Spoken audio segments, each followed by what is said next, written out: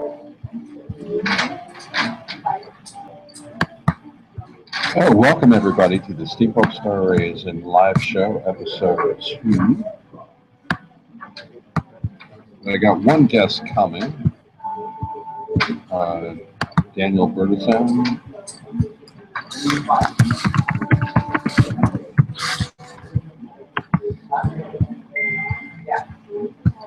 Oh, hello, Daniel. Okay, a little bit awkward trying to get this thing started. It's live and recording. Awesome. But yeah, welcome everybody to episode 2 of the Steampunk Star Raisin live show. I'm here with Daniel. Daniel, are you there? Can you hear me, Daniel? Yeah, I can hear you. Okay, let me summarize for people who might be watching later or watching live right now. Actually, I got 0 viewers live. But people who might be watching this later have unfinished topics from episode 1, which is World War II stories. I might talk about a couple stories that my grandfather told me about World War II, because we're coming up on the 70th anniversary of the end of World War II. Is there audio in this meeting, since the short film that I directed back in 2006? And Kemit and Friends show. I've been doing guest appearances on that show. Star Trek Renegades movie review. Game theory. Donald Trump, Jupiter of the Republican Party. Long Beach Comic-Con 2015. Stan Lee's Kamikaze Expo 2015. Disney, Star Wars Overloaded. Corporate robots. Fascism in modern subtle forms. Pluto spewing nitrogen from the planet floor. And awkward question of the day. But anyway, I'm here with my guest Daniel, and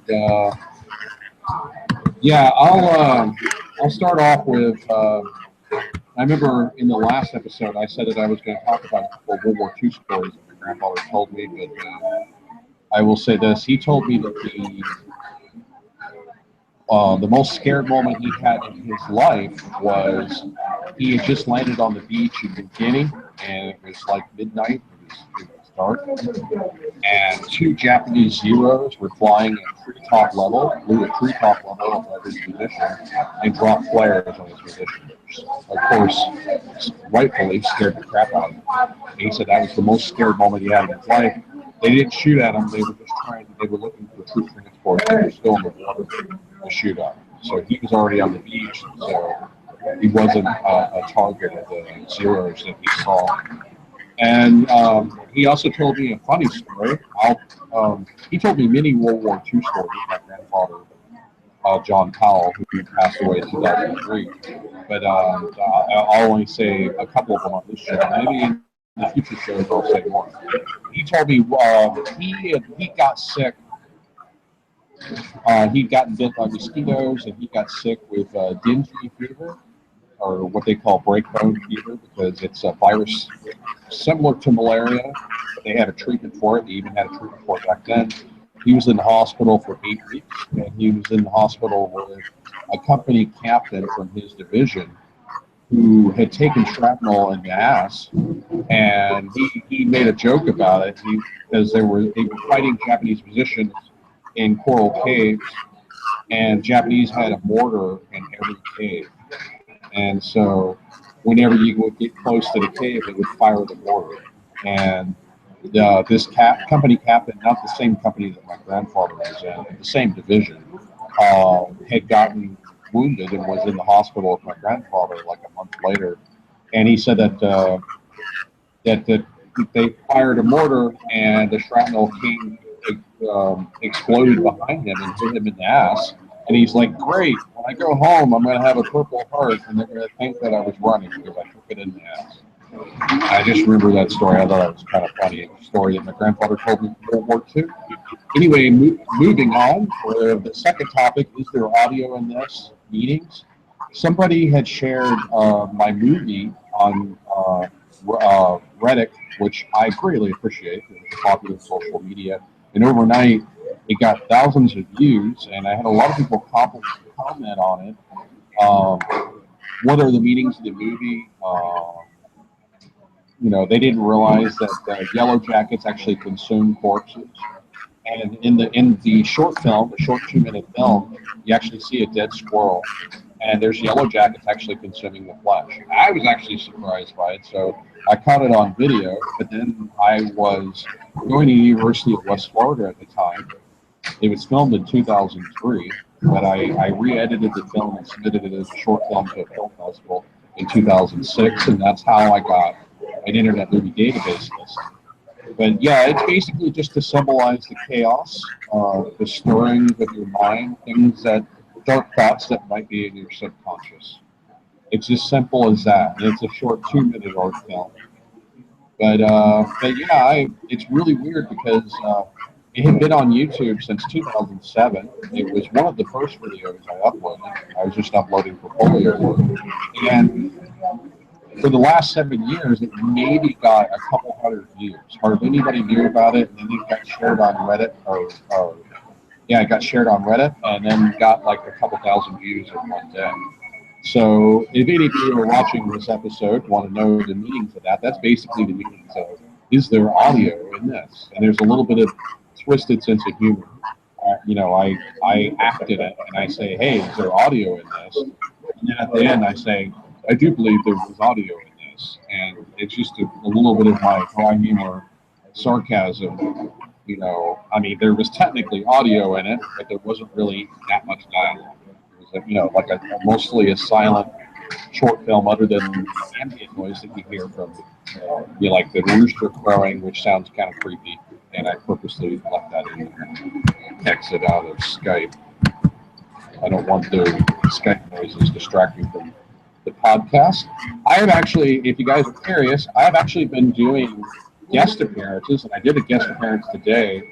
Unfortunately, the Kemit and Friends show is still going on live right now, so I had to leave early because I had already promised people that I would do episode 2 of this show at this time. But yeah, I've been doing, like the last week, I've been doing guest appearances on the Kemit and Friends show. And it's technically not about Kermit the Frog, it's about Kermit the dog. The host, Elisa Jordana, she was a co-writer for the Howard Stern show, and she was Miss Howard Stern TV, May 2012. Her producer found my YouTube channel and thought I'd be a very interesting reoccurring character for her show. So I've been doing appearances on her show, which has gotten me more Twitter followers and more subscribers. So feel free to check out her show. It is on Screwcast.com, which is another live streaming website. It's a competitor to YouTube and competitor to Twitch TV. But anyway, moving on to something that I have my Star Trek expert here, Daniel. Moving on to Star Trek Renegades movie review. What did you think of the movie, Daniel? I thought it was awesome. It was just really, really good, really well. It wasn't very good in the graphics, I guess, but very good story. I know people are like, oh, how is it possible that well, first of all, the story goes that, there's this new alien race called the Siphon, and they're led by a guy called Barada, and when they're doing it, they're somehow collapsing space around planets, destroying them. And they're crippling the Federation because they're collapsing, because these planets that are being destroyed, they have dilithium on them, and that's what the Federation literally needs. So what they're doing is they're cutting off the supply, and the Federation cannot function without dilithium crystals. So, well, of course, yeah. Go ahead. So Chekhov, Chekhov and Tuvok, they talk about this. And they're like, the Federation Council doesn't do anything. Nothing is being done. And the Federation has become corrupted inside. And, so what they got to do is they got to go off the grid, and they got to hire a bunch of criminals and thugs to get the job done. They give them a job, and they tell them, go in here, do this, and, just solve the problem. And that's how it is. And they're going to be hunted along the way. They're fugitives. They're hunted along the way. And I gotta tell you, I liked it. I liked from the beginning to end. It was really good. I know a lot of people say, well, you know, the Renegades have a ship called the Icarus, and like, you remember how they did? There was brand new birds of prey. You know, they're like brand new state of the art birds of prey. I don't know if they're more powerful than the Enterprise E because every new model is even more powerful than anything that came before it. So I would say, would you say that ship was more powerful than the Enterprise E or the Enterprise D? I would say it was less powerful than the Enterprise E or the Enterprise D. It's a smaller ship and is more maneuverable than the Enterprise D or the Enterprise E. And it might have on-par weapons, but I don't think it could stand up against the Enterprise E or D. You notice that the ship, they were always running in that ship. The ship was always on the run. It didn't really hold its ground because I got the sense that it wasn't capable of holding its ground because it was kind of an ad hoc, like mercenary-like ship. Yeah, there was something really. I mean, I think they said it was like something from Section 31, like a new Section 31 ship or something. Like, It doesn't look like any ship of any configuration I've ever seen. It almost looks like they took bits and pieces from different ships, but I don't know. That wasn't very well explained. I would have liked to have seen a little bit more backstory. Adrian Wilkinson, man, she's smoking hot, and it's hard to believe that she's almost 40. She does not look it. She looks like she's in her 20s. But I mean, she's beautiful. She looks like a badass. She was the best character. The character she played was the best character in the film, and just like she has that commanding presence when she's on the bridge of her ship, and she's just like a total badass. I can see why they cast her in Xena. I never saw Xena. I never really watched Xena. I was never really into that TV series. So even though that's what she's most famous for, I've never seen her in Xena. But now maybe I might because, wow, she's amazing. On a scale of 1 to 10, what would you give it, Daniel? I would give it a. I don't know. I think I would give it a 10. I think it was a very really? So you think it's perfect? It was a very well done thing. I saw fan made videos of Star Trek. I've seen Star Trek New Frontier. I've seen Star Trek of Gods and Men, and they don't have as good story as this one does, or as good acting. Yeah, I would give it. Yeah, I was a little disappointed by it. I'd give it about a 6. I mean, it was on a scale of 1 to 10. I mean, I still was entertained by it, and I still feel like it's much better than Star Trek Into Darkness, and it's much better than 2009 Star Trek. Of course, me and you respectively disagree on that because you like the new Star Trek. But did you like it better than Star Trek Into Darkness? After I watched it a few times, I watched it, and I still like it, but I do understand more why the fans didn't like it, because it's a rehash. It's a remake. It's pretty much doing the same thing. I don't know. People don't want that. I know myself. I want something new, and I need something new all the time. And if someone would, I get what they're going through. They're like, this is the same thing. I want to see something new. I get that. I understand that.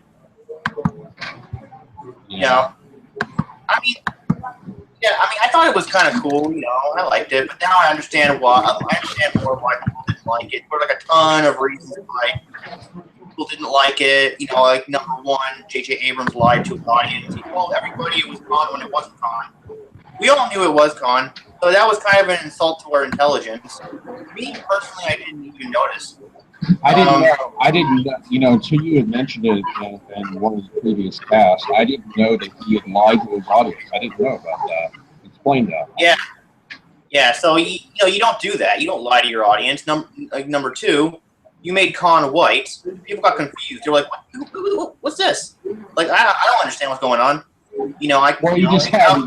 He's supposed to be like an Indian Sikh warrior, and he's a Caucasian guy, but I mean, and also I just didn't feel like Benedict Cumberbatch. I think that's how you pronounce his name. I'm not. Yeah. I've never seen Sherlock, so I'm not familiar with his work as Sherlock, which he's most famous for. But he just seemed to be a terrible actor. And maybe I know a lot of people say he was great in Sherlock, but like in Star Trek Into Darkness, his dialogue, his delivery of his dialogue is so wooden, and he comes off as like cold and remote and distant as a character. And that wasn't Khan at all. I mean, Yeah. I like Khan. Khan's one of my favorite villains. You know, he's one of my favorite villains of all time, let alone my favorite Star Trek villain. But he's very passionate. Khan was very much a ladies' man. He liked, you know, like in the original series, Khan like seduced. I think she was a communications officer, and not a her, of course, but or somebody, a woman in a red shirt. I can't remember her name, but Lieutenant, I think it was Marla McGivers. Marla McGivers. And then they explained that, you know, she in the movie they explained that she died on the planet. And,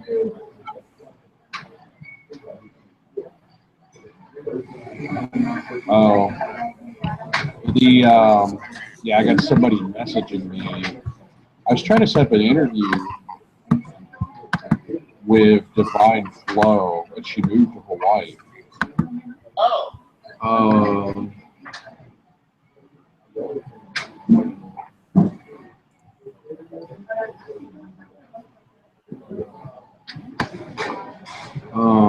Anyway, sorry, I didn't mean to distract from the cast of my people. But the people who are, there's nobody watching this live right now, so more than likely until I can build this show up, the majority of people are going to be watching this as in playback, just like the first episode. The first episode of the Steampunk Star Raisin show, and you got like there's like 52 people that watch it. But yeah,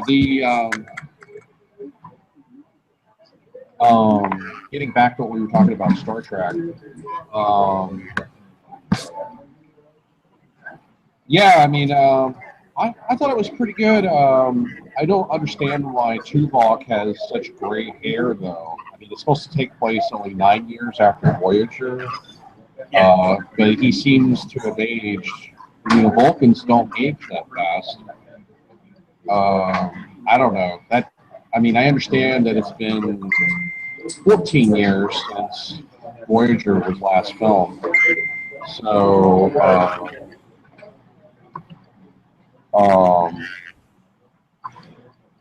anyway, somebody just sent me another message. But anyway, get to that later.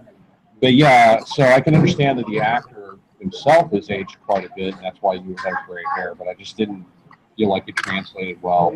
I did like the fact that I love the nod to Enterprise. You had the USS Archer.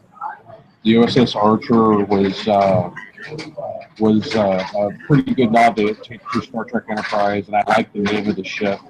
The ship looked kind of cool, but it looked fake. It looked a little bit too CGI, in my opinion. What did you think about the USS Archer? I thought it was a nice ship. I thought it was pretty.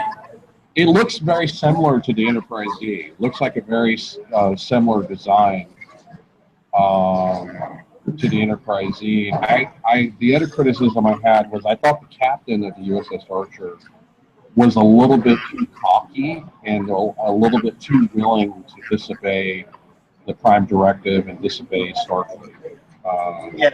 He just seemed to be on the whim. I'm gonna follow this ship because man, they attacked me, and I'm gonna start a possible international, or not, I shouldn't say international, an intergalactic war by violating somebody else's space just because my ego was hurt. That's what it felt like. And I understand that they're trying to write flawed characters, but I couldn't imagine how somebody like that would become a captain in Starfleet if they were so impulsive like that. But, you know, I mean, it was still, like I said, much better than Star Trek Into Darkness to me.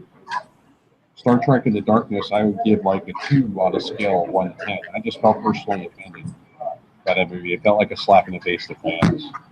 And 2009 Star Trek, I would give like a 4. But Yeah. Do you have any interesting Star Trek news, Daniel? My guide here. There's What? something I want to share. I think it's pretty cool. Right, hold on. My computer's a little slow right now. So also, That's all right. Take your time. you know the remember when the Icarus went from what's it called it went from Siphon to Earth in that short of time. People are like, why? That doesn't make any sense. Well, no, Voyager's, it does make sense because just think about it. Voyager's back, right? Voyager's been back for like 10 years. They've been studying I it. think 9 years, I think, because it takes place in 2388. Takes place at Renegades takes place at 2388. I remember looking up the timeline for preparation for the show the other day, and I think the season 7 of Voyager was 2379. So that'd be 9 years later, I think. Oh, I don't get it. It says 10 years after Voyager and 9 years after Nemesis. Oh, well, maybe I'm incorrect in my maybe you're right. Maybe it is, I don't. What year did Nemesis take place? 2379. And that would only be 9 years, so they were wrong on their math then. Yeah. I don't know. It wouldn't be the first time they had a slight continuity error. Although technically Renegades is not canon, I don't think it's going to get picked up for a pilot. I mean, you said that Abrams has in contract that not until after Star Trek Beyond is released that they can do a TV series. So at the very least, you're talking that they probably won't do if they decide to do a Star Trek TV series, it won't be until well after 2016. Yeah.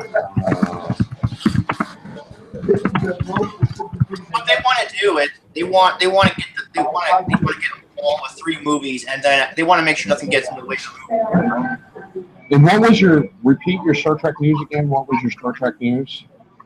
Because they said that they don't want anything to get in the way of the movie, so that's why they say like 3 movies in a TV series, because they want to get on the ball with 3 movies, and then that's it. Even though they're making Star Trek 4, I'm pretty sure they're still going to make a TV series after 3. So do you have anything else to add to the Star Trek topic before I move on to game theory? Can you see this? Yeah, I can see that. Share that again. Oh, wait. Yeah, can you see it? It's I'm on TrekCore here. Okay. And it says more of Quinto's new Star Trek Beyond uniform. Zachary Quinto. Looks very similar to the bridge uniform they had before. Yeah, but it's a brand new one. It is, it's new. This is Zachary Cool. In full Spock regular, right from the Star Trek Beyond set to show off another look at the revised Starfleet uniform. First seen great detail during last week's leak from the Vancouver set. Well, it looks like they're harking back to the original look, the original series. Although check this out. What's up with his hand, man? It looks like it's all like bloody. I don't know. I don't know. I mean, this must be a hint at something. Maybe Spock is going to die in this movie. I don't know. Well, if he dies, they can always bring him back with super blood. Super blood could do anything. Yeah, but I guess it depends how the blood is being used, because a lot of people say that the super blood can bring people back from the dead. Not necessarily. Let's say it brought Kirk back from the dead. Yeah, that's true. But see, he had massive radiation damage, and he was barely dead.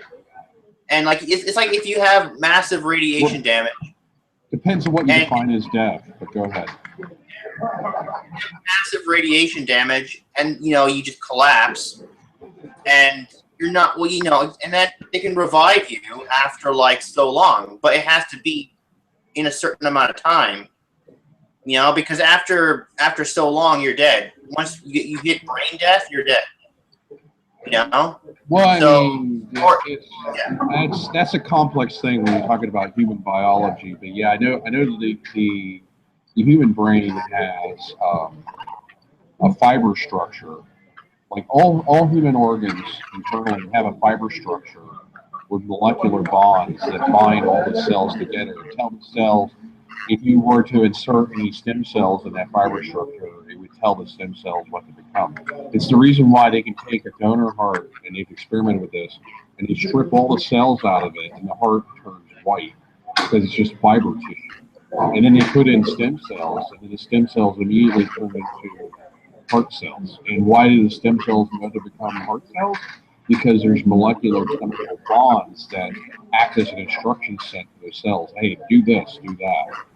And so, in theory, you could do that with a human brain. If somebody were dead, as long as their physical structure was preserved, this actually supports the reason for cryogenics. If their physical structure was preserved, you could strip out all the original dead cells and put in new stem cells, and within like a couple of weeks, you can have a fully working brain. And in theory, it might even, this is my theory, in theory, you could even retrieve memories that way because the cells would grow back in the same configuration and the neurons would be in the same configuration. That's another topic for another show.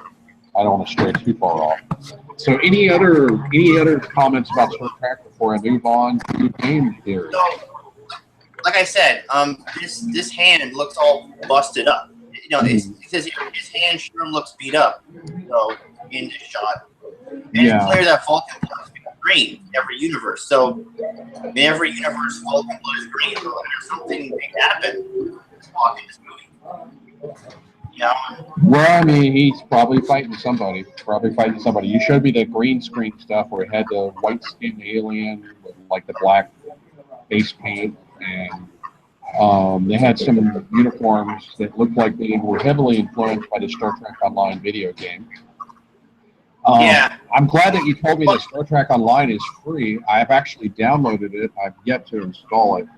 I downloaded the install files, and I will install it maybe on episode 3 of the Steampunk Star Raisin live show. I'll do a review on what I think of the new version of Star Trek Online. Oh, by the way, Star Trek Online, for anybody who doesn't know, I've been talking with Steampunk about Star Trek Online. It's a really, really good game. It's they've been fighting. What? I played it when it first came out. I wasn't very impressed when it first came out, but I heard they've improved it. Yeah, the story is really good. The story is very, very good.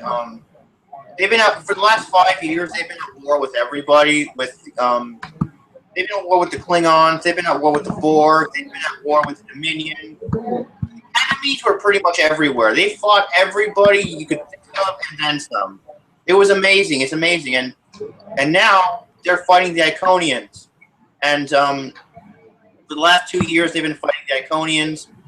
And we find out that, they're losing the battle against the Iconians. So what they do is they went to Delta Quadrant. They went to, that same...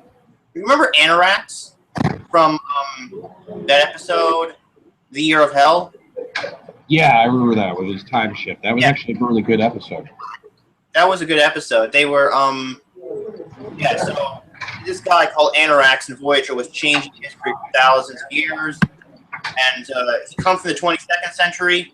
But everything got reset in the end because they destroyed the temporal singularity. The ship was like a temporal singularity in time events.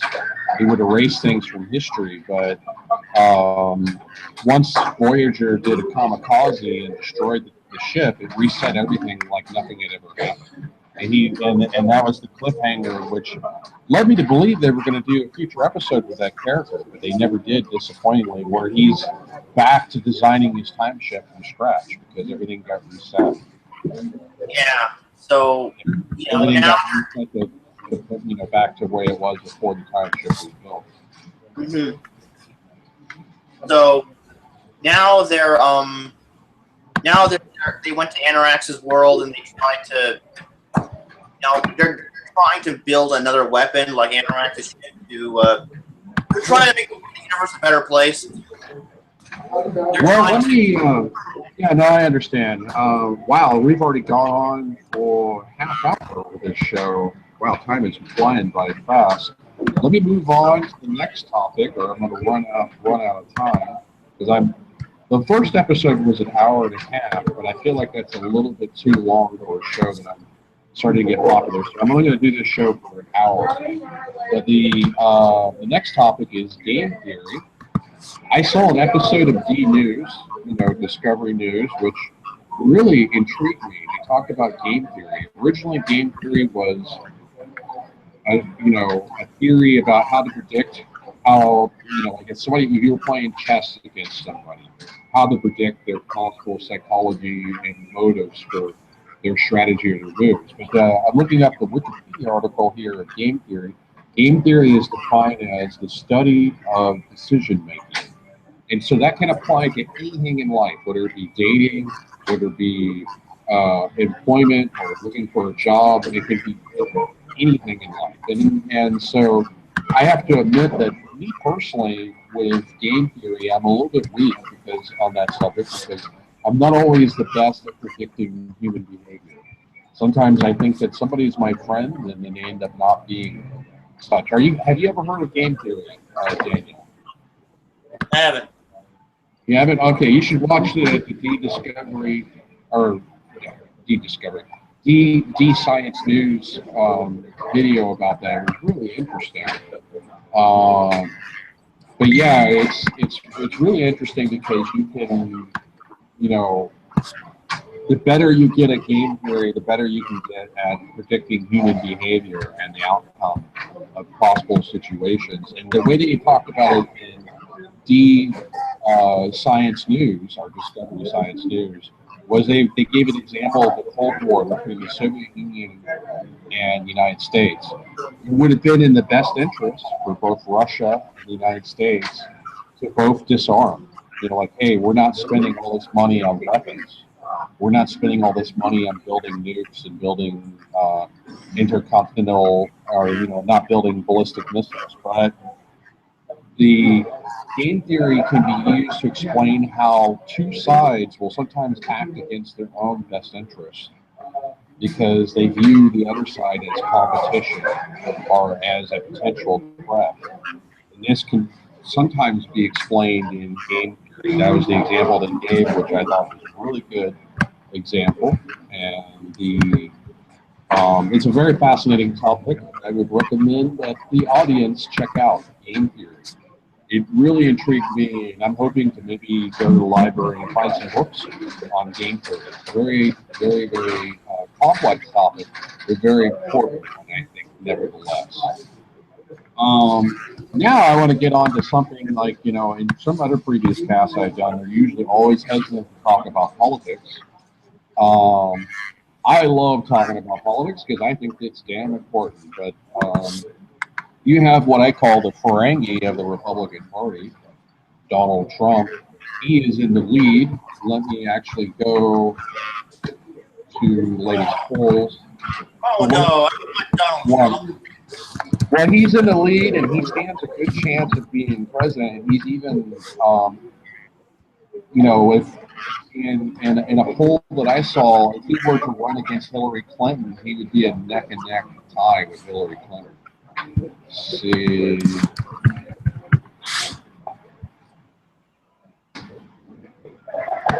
Oh, yeah, this is even worse news. The last poll that I saw, he was scoring about 25% of the Republicans would vote for Donald Trump over other candidates.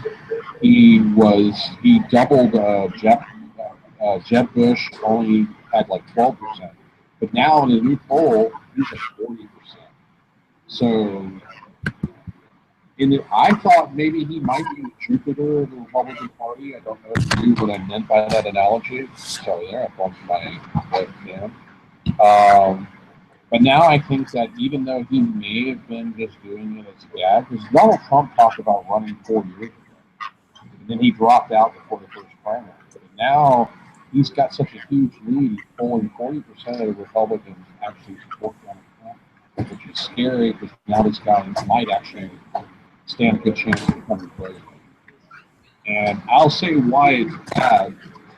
But I thought that maybe he was, because he has such a far right, like so extreme far right political views when it comes to immigration. He wants to build a wall and make Mexico pay for it. He said racist remarks describing all Mexican immigrants as rapists. This is Donald Trump, not me saying it. And so he has such a far right extremist view that I thought maybe his job is to make the other Republicans like Jeb Bush and you know all the other douchebags that are running the Republican Party look more moderate because he is so far to the right. And maybe he's like Jupiter because Jupiter, the planet Jupiter, they say that if it wasn't for Jupiter, Earth could not exist. Or life on Earth would probably not exist because Jupiter takes all the rough shots out of the solar system. Like most of the comets, like there was a comet that hit Jupiter I think like 10 years ago. Most of the comets, most of the big asteroids hit Jupiter because Jupiter is such a large gravitational force. And that's what I was saying is like maybe Donald Trump is the Jupiter of the Republican Party. Maybe he is there to seem so far to the right, so extreme, to make the other Republican candidates seem moderate when they in fact are not. But I don't know now. Now I think he actually might stand a good chance of winning. He's gone up to 40% now. He's the number one leading candidate, and he's running neck on neck with Hillary Clinton, which is scary. The reason why he's bad, to summarize that, he is the vulture capitalist. This guy has made a living declaring bankruptcy and destroying jobs and destroying infrastructure. What do I mean by that? What he does is he buys a company and he purposely leverages it should be considered business fraud, but unfortunately, in our usual capitalist society, it is considered legitimate business. So he leverages the debt of the company that he buys. And then he declares bankruptcy, and then he sells off the assets. It's what you call a vulture capitalist. And he's done this many times. And the reason why you can get away with it without it ruining his personal credit is because the way we have structured corporate law in the United States, a corporation is a person. I don't agree with it. That's the legal entity. It's a separate person from yourself. So you can declare bankruptcy as that person, as that corporate person, and it doesn't affect your personal credit at all. And so this guy has made a living being a vulture of business by shutting down companies, selling their assets, causing people to lose their jobs. And it's the same way he would run the country. And he recently said in an interview that he supports reducing the minimum wage because we need to compete more with China. Well, people can barely survive on $7.25 an hour as it is. And then, like in California right now, the state minimum wage is $9 an hour. They did pass $15 an hour minimum wage in LA, but it won't unfortunately go up until 2020. But so he's bad. I mean, what's your opinion on Donald Trump? I don't want him to be. I don't know. I just don't really care for him. I don't want him to be in office. I want Hillary Clinton to be in office. Okay, fair enough. Fair enough. I support Bernie Sanders.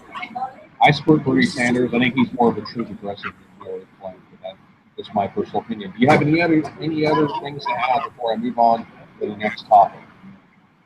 Exactly. I think having a woman in office is much better than a man is good, but you know how men are, right? Men have this habit of, challenging each other and like egos, like competing egos.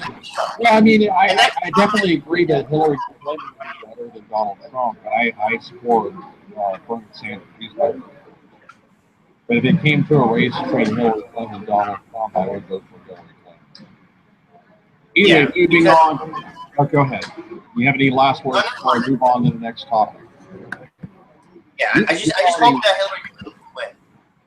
Okay, cool. Yeah, I don't think, some of his positions are so far to the right that even if he wins the Republican nomination, I think it's going to place him in a precarious position where most people, he's not mainstream.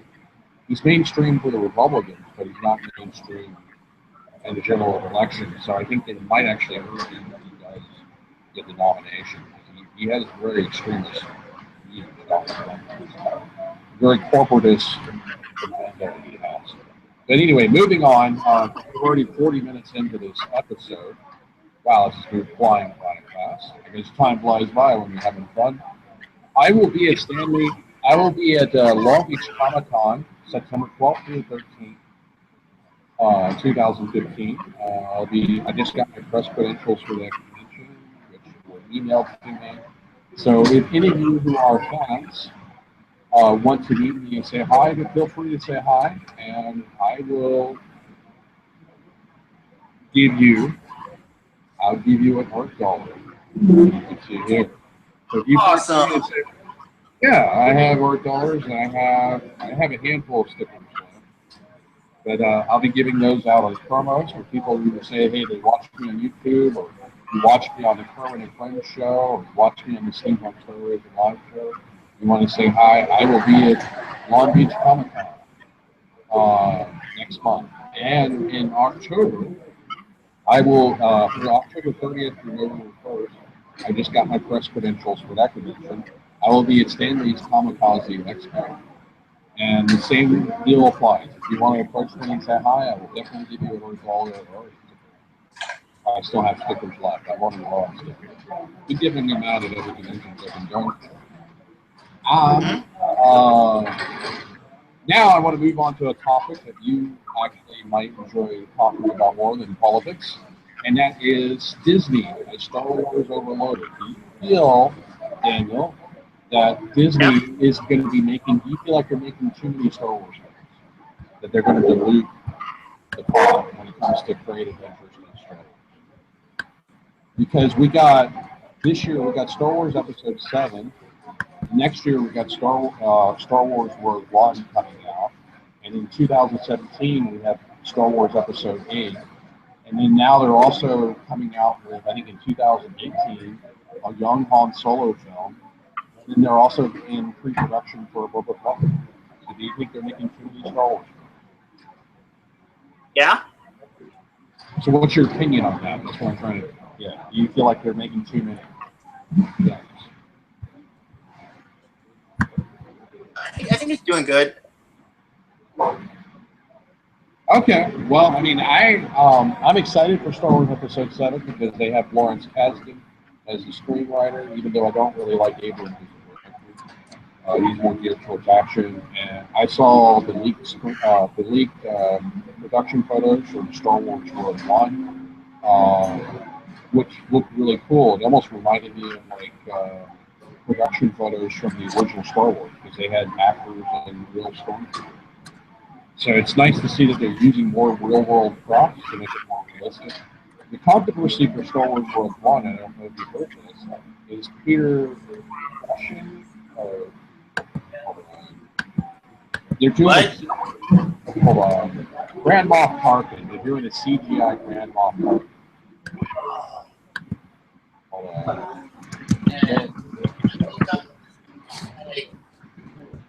Are you there? Are you there, Daniel? You sound distracted. What's going on? Oh my head. You okay? I don't know. I think I slept on the wrong side. I don't know. It just. You getting tired? What? No, of course not. Of course not. That wasn't me. No. What do you mean that wasn't you? Oh, sorry. I was just reading something. But anyways, yeah. So, well, can you repeat the question about Star Wars? Well, they're doing a CGI. Hold on.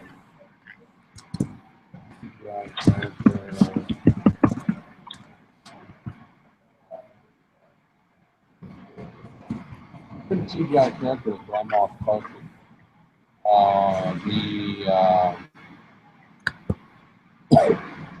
I have the article here. It's considered pretty controversial. Peter Cushing they're gonna recreate Peter Cushing as a CGI character in Star Wars Rogue One. What do you think about that? Yeah. What do you think about that? Oh my God, it's gonna look terrible. It's gonna look terrible.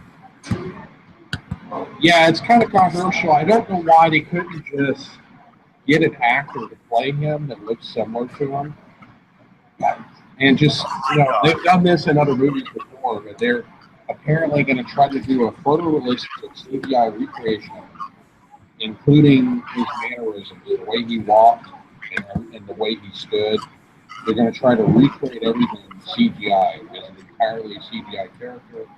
Because Grand Moff Tarkin and Darth Vader are supposed to appear in Rogue One, which goes counter to what Disney previously said. Originally, they said that there wasn't going to be any major characters from the original trilogy that were going to appear in this film. They were going to focus on minor characters. Apparently not.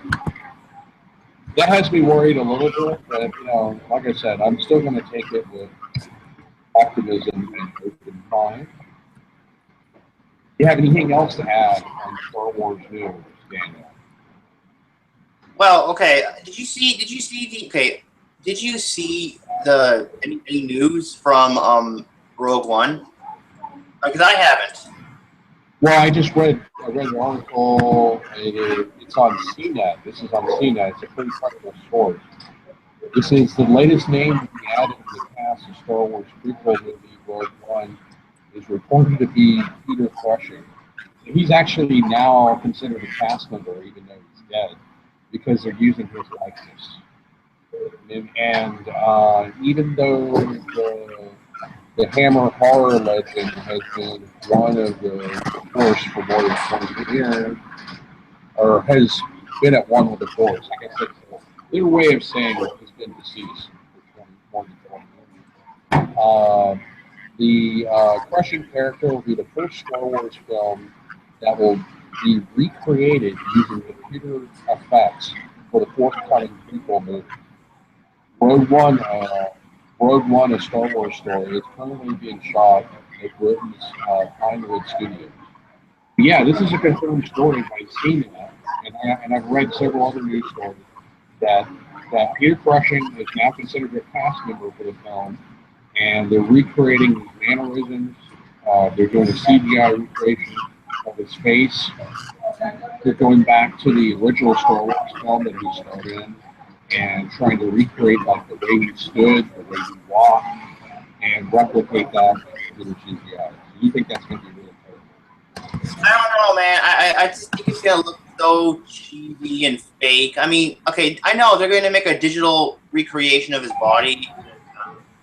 They're going to use like stuff. I don't know, like his voice. Like so they're going to use his original voice. They're going to take original footage from the original Star Wars movie and do a digital recreation.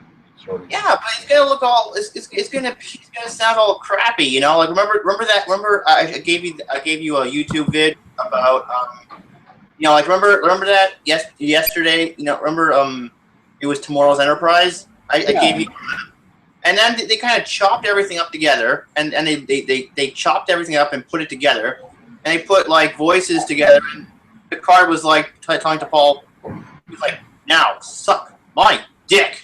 And I was like, "Oh, what? You're referring to that goofy fan-edited film? Is that what you're referring to?" Yeah. Okay. And I'm just like, if you edit people's voices together, it's going to sound so unreal. Yeah, that was really goofy. I actually looked at the guy's YouTube channel, and he has a lot of goofy Star Trek videos. He even has one where like the card travels back in time to help out Hitler. I don't get what that one was about. That was funny, but also kind of weird and disturbing at the same time. But I mean, you can look like that's a fan-edited video, and they did that on a very tight budget. If you look at what they did with Arnold Schwarzenegger in Terminator Genesis, they did a very good CGI recreation of the young Arnold Schwarzenegger. Yeah, that was good. So I'm thinking if they can do that in Terminator Genesis, and it was convincing, I was like, wow, that looks like Arnold Schwarzenegger from the early 80s. It looks photorealistic. It doesn't look fake at all. They could do that with Arnold Schwarzenegger in Terminator Genesis. Maybe they can do it with Peter Cushing and Star Wars Rogue One. I feel like it's kind of a mistake to do that. They should have just, what they needed to do is do a casting call, get an actor that looks like Peter Cushing, which I'm sure is easy to do, and just have a new actor embody the role. I mean, they've done this in other films before, fans. were willing to buy into it. They're like, oh, I understand. Different actors play the same character. But I don't know. That will be interesting. I'm a little bit horrified by that news, but at the same time, I'm curious. Very curious to see that Yeah, come back. I'm so happy. I am so happy for episode 7 to come out. Finally, we get a sequel. No more prequels. Now, I like the prequels. I do. But I wanted sequels for the longest time. I've always wondered what happened after episode 6. What happened? And we get the prequels in the early 2000s, which were good. I remember collecting the cans. I remember watching the movie. I remember in 1999 in a theater watching the movie. It was fun. It was awesome. And I loved the Attack of the Clones, Revenge of the Sith. I liked them. But I'm so happy to get a sequel. Finally, a sequel. All right. Well, go ahead. Go ahead. Do you think they're filming episode 8 yet? Don't think so, because they're still in post-production for episode 7. They're still editing episode 7. From what I understand, Abrams wanted to delay episode 7 until next year because he was really picky about the editing. He didn't feel that it could be completed by December of this year. But Disney is insisting on Christmas release. And so from what I understand, they're still doing post-production for episode 7 while simultaneously doing production for Star Wars Rogue One. So Star Wars Rogue One is being filmed right now.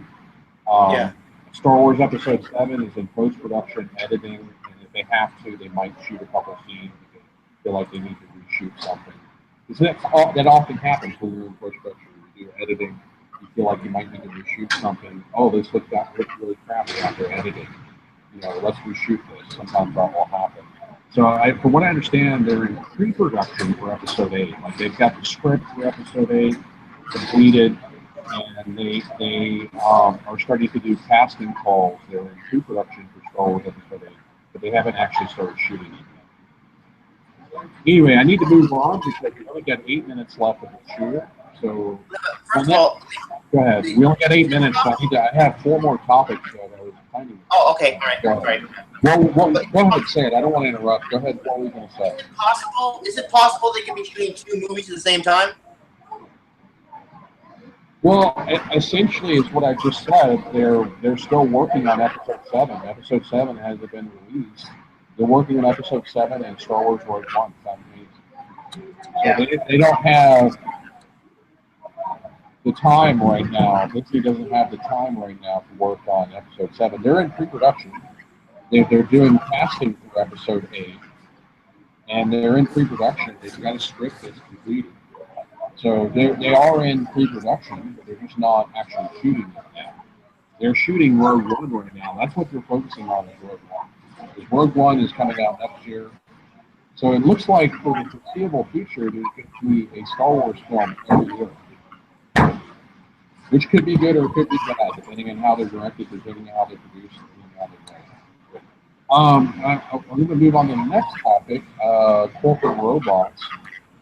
Because I only have like 6 minutes, I may have to brush over this topic. But basically, the goal of me talking about corporate robots is that I've had people criticize me for my appearance, but I have my own signature look, and it helps me stand out, and it also helps me with passive advertisement. Like I had a girl today worked for a video game company, approached me about my hat, and I might even be able to sell a hat to her daughter. She was like, hey, my daughter is looking for a Mad Hatter type hat, can you make a hat? And so I would argue that, maturity is not a sign of performance. You could be mature and look different. And don't be a corporate robot. Don't be a corporate robot. Don't be a cookie cutter. Because these companies, a lot of these big corporations don't have your best interests at heart. And they want you to conform to their rules and their standards and their ideas.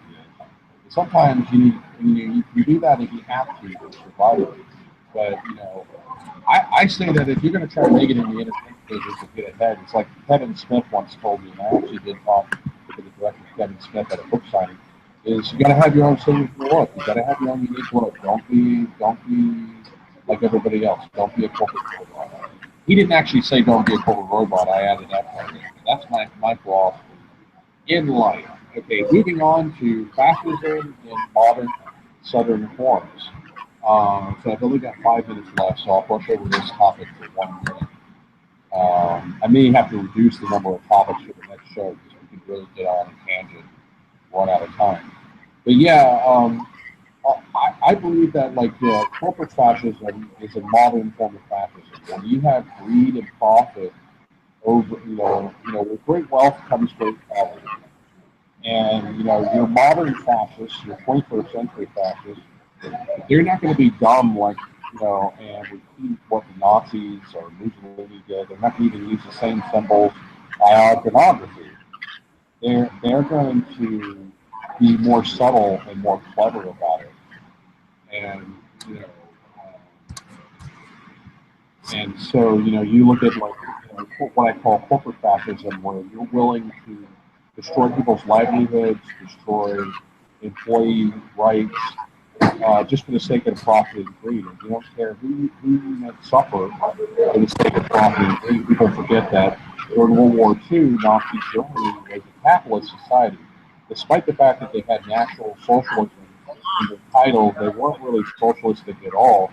They were a capitalistic society because you had Porsche and BMW making titles. Go ahead. What's up, Daniel? Oh, nothing. Never mind. Okay, I just heard talking. And so now moving on, we've got 3 minutes left in the show. Moving on to Pluto spewing nitrogen from planet 4. This is there's a website I go to called Science Daily, which I love to go to. And this was an article I got from Science Daily. With the New Horizons space probe, it's been sending back more and more information. It's going to take an entire year for all the information it obtained visiting Pluto to come back to Earth because it examines so much geology on the surface of Pluto. Uh, I believe that Pluto has a core of liquid nitrogen, and that's what's fueling the geology. It's almost what you call anti-energy because you have planets like the Earth that have and Venus that have hot geology, where you have a molten iron core, it creates a magnetic field, and it's what the molten iron core is what stimulates the geology on the surface of the Earth, and you have volcanic eruptions, mountains and earthquakes and continents created. And you have very similar geology occurring on Pluto, but I believe that it to be a liquid nitrogen core because the temperatures that you see on Pluto, nitrogen can exist in liquid form, and you would have what's called ice volcanoes. I will talk more about this subject in the next show. Now we got 2 minutes left into the cast of the. It's not well. I guess you could call this a podcast, but it's not really a podcast. It's a YouTube live show. Call it what you may. But yeah, the awkward question over there, and it would be more funny if I had more guests talk. But right now, I have just you. But Daniel, is there rabies in your sapphire? Daniel, are you there? Hello? Yeah, I'm here. Okay, I'm running up. The last question is the awkward question of the day. Is there rabies in your sapphire, Daniel? What does that mean? I don't know. I forgot what that means. Oh, well, okay. Rabies in your sapphire, to me, rabies, the disease of rabies, is a metaphor for chaos. And sapphire is a metaphor for, the semi-precious stone of sapphire. It's a metaphor of the perfect order. So is there chaos in your perfect order? That's what I'm asking. Yep. Yep. Okay. I think there is in everybody. Everybody has a little bit of radiance in their sapphire. Everybody has a little bit of chaos in their order. Nobody's perfect. Anyway, so any last comments before I end the cast for the day, Dan? You seem distracted. Do you think the Borg will return? Not if Abrams has his way. Not anyway. Oh. Well, I think we'll talk. Hold on, let me wrap up. We'll talk more off camera. This has been episode 2 of the Steampunk Star Raisin live show, August the 26th, 2015. You have a nice day, and I will see you 25 billion years. Will. Me too.